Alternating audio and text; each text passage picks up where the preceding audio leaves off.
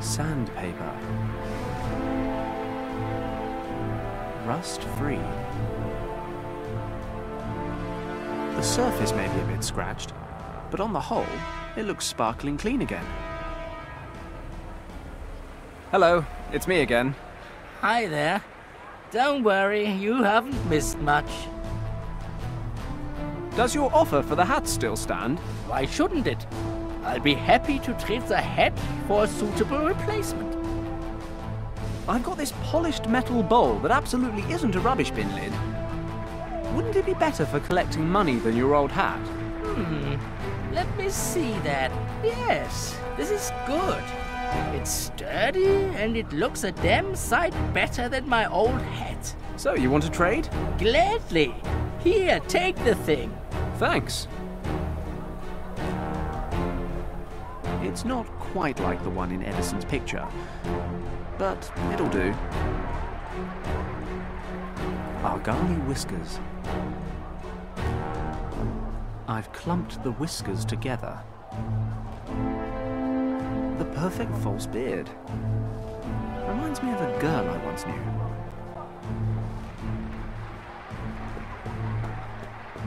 Okay, I've got everything I need. Press pass, camera, hat, glasses, and the pièce de résistance, of course. The Argali beard. Time to get suited and booted.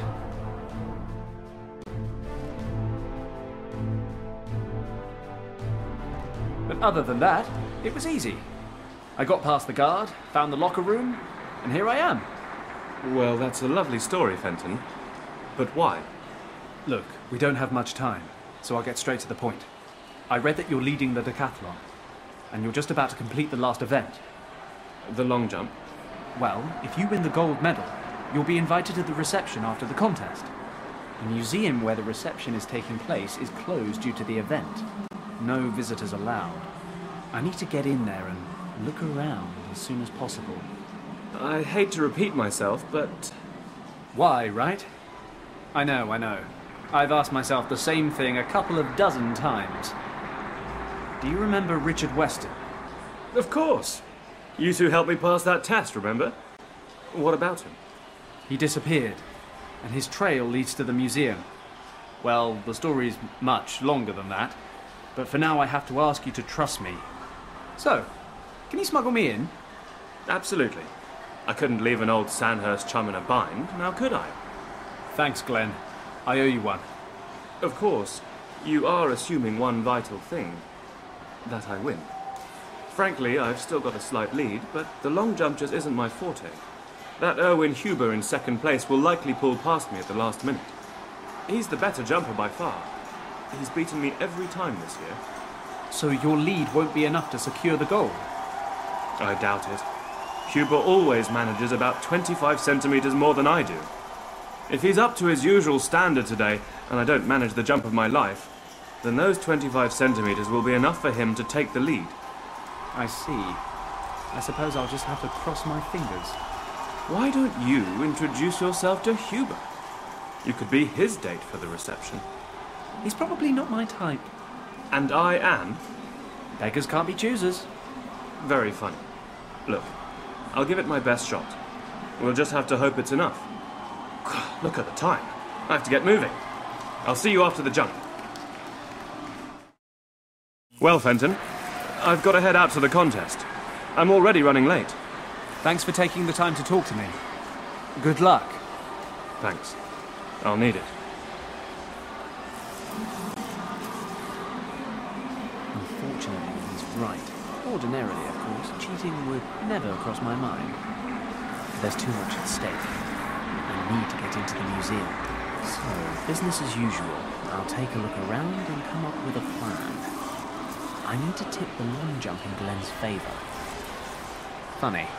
I honestly never expected a Tibetan rescue mission to involve rigging the Olympic Games. Still, silver linings and all that. Just to be on the safe side, I'll slip back into my photographer disguise. Believe me, I wouldn't glue Argali fur to my face unless it was absolutely necessary. Or unless I was drunk.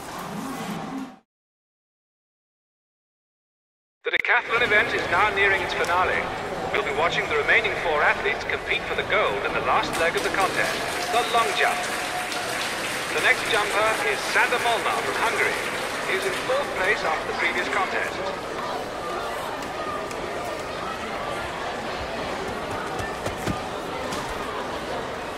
The jump is valid, but will it be enough for the Hungarian to edge ahead in the rankings?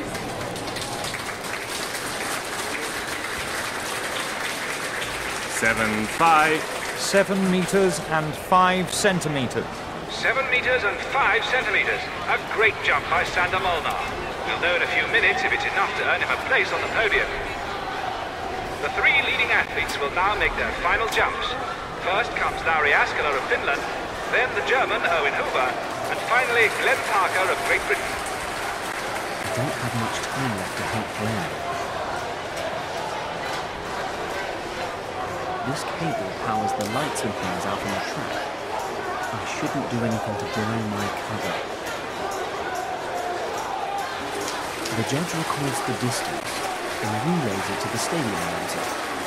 I'd better not talk to him. The judge decides whether or not a jump is valid. He shows the white flag for a good takeoff. Then he takes that measuring tape, attaches it to the bolt next to the takeoff line, and measures the distance to the nearest imprint in the sand. The jump's invalid if the jumper steps over the takeoff board. As they say, a jumper with a perfect takeoff is already halfway to victory. The judge uses the microphone to relay the jumper's distance to the stadium announcer.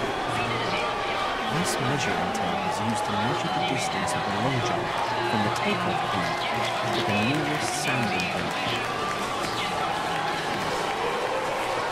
Hey, you there. The press isn't allowed in this area. You're disrupting the athletes' concentration. Please go back to the press area bordering the stands. Sorry, won't happen again.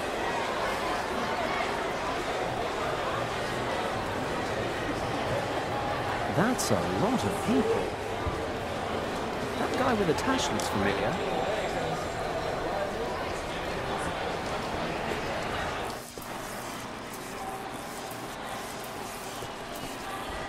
The layout of the stadium.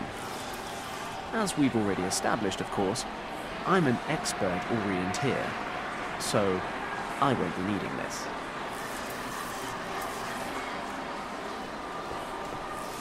The sign says, equipment room. It's locked. The lamp's seen better days. It's flickering and sparkling. Looks like it would give me a nasty shock.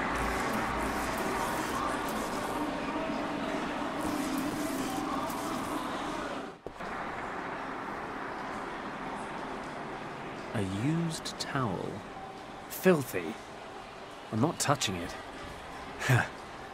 Might as well be eyeing up women back at Shen's.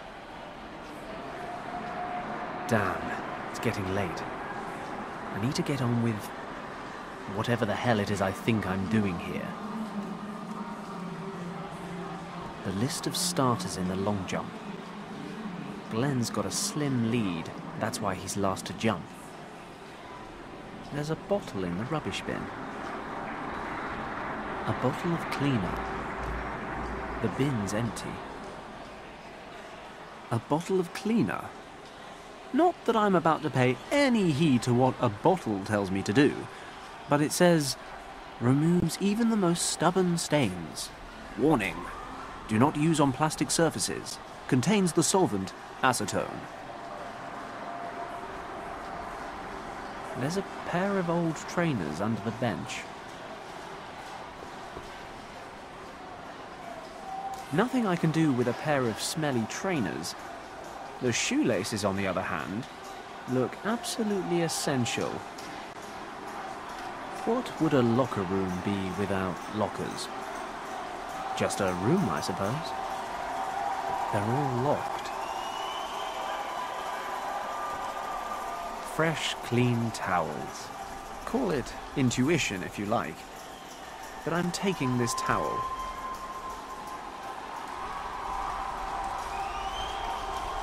A soft cotton towel. Only the best. 2 long shoelaces,